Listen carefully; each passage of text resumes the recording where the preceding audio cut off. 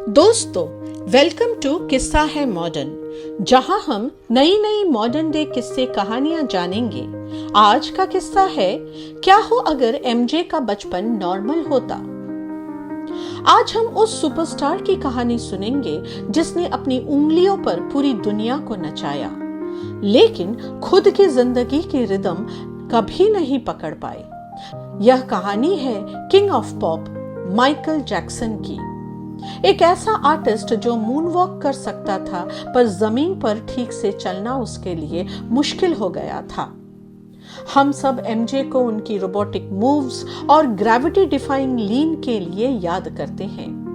हम उनके म्यूजिक और उनके डांस के लिए भी याद करते हैं, पर दुनिया उन्हें उनकी वियर्ड बिहेवियर के लिए भी याद करती है।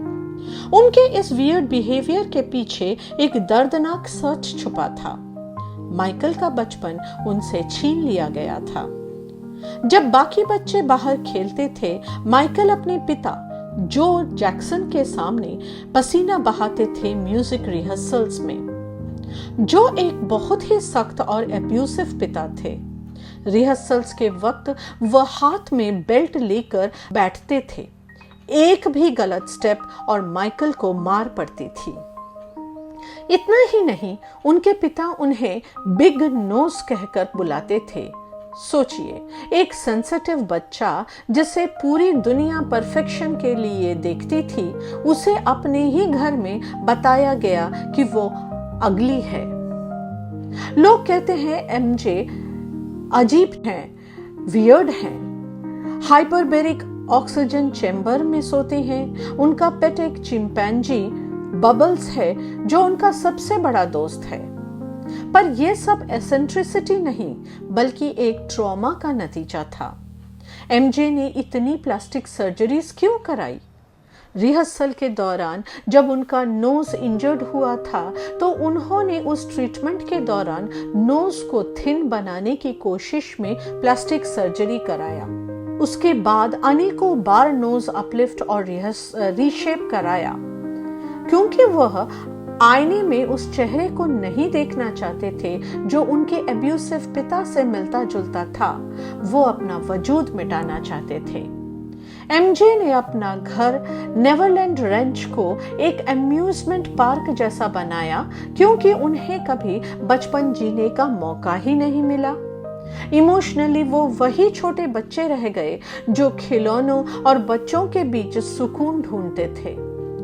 छोटी उम्र में ही एडल्ट वर्ल्ड और फेम की वजह से उन्हें कभी समझ ही नहीं आया कि नॉर्मल दोस्ती क्या होती है।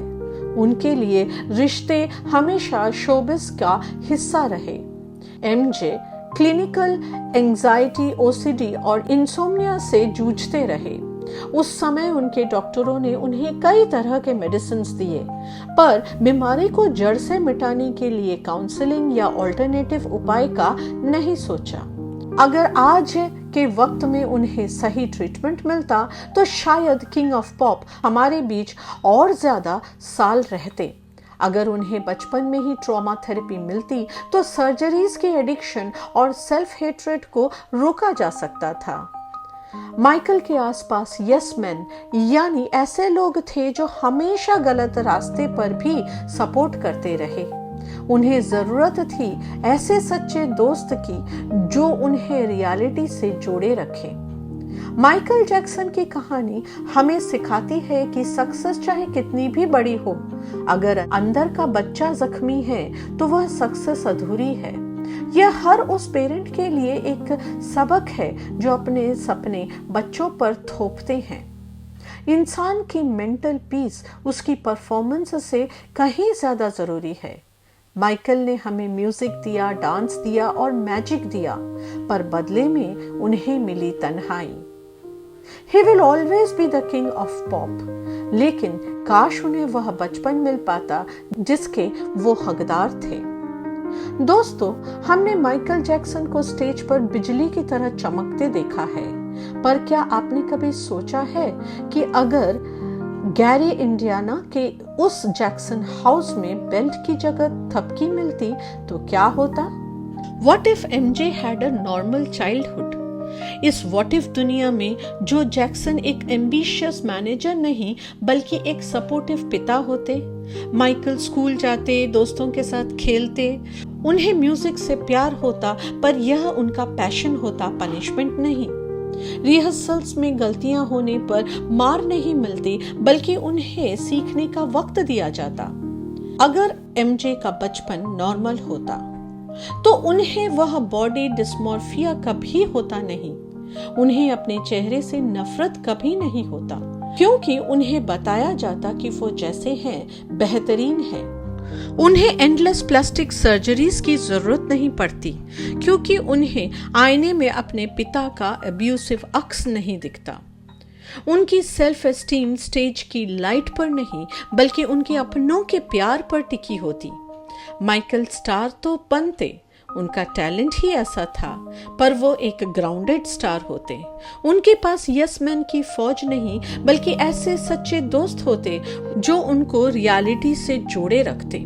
उन्हें नेवरलैंड जैसे फैंटेसी वर्ल्ड में छुपने की जरूरत नहीं पड़ती, क्योंकि उन्हें असली दुनिया से डर नहीं लगता।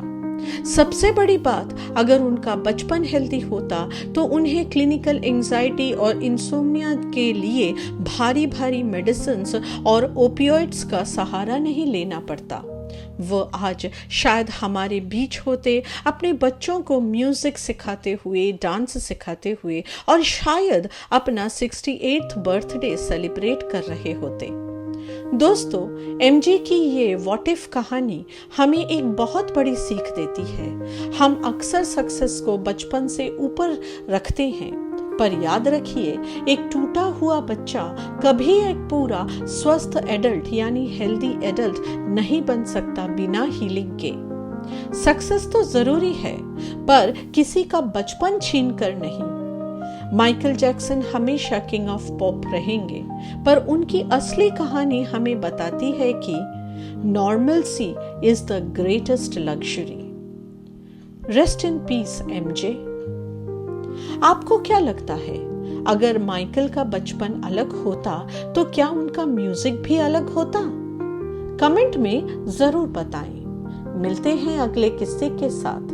तब तक के लिए टेक केयर, स्टे हैप्पी।